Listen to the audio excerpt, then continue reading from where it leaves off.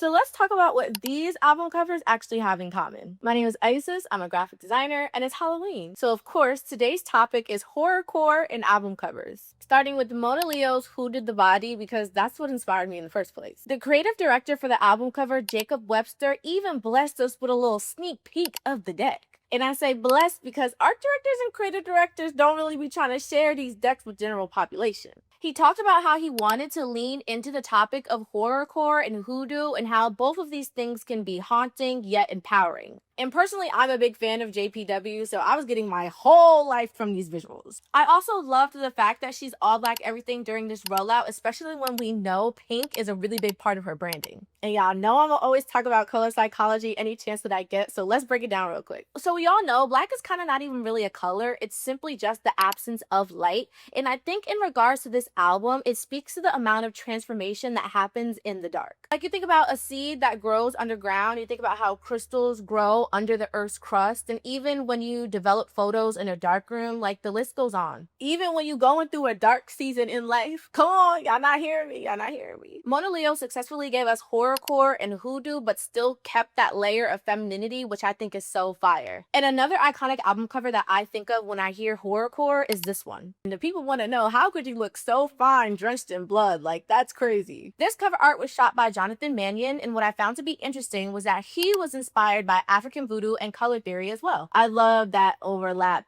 intersection connection. And he was very intentional about the white and the red. Red is a super intense color and white is all about purity and new beginnings. And here are some other album covers that I really think visually fit into that horrorcore vibe. And you want to know an album cover that should be considered horrorcore? This one right here. Talk about jump scare. And if you like this video, follow me for more cover art content.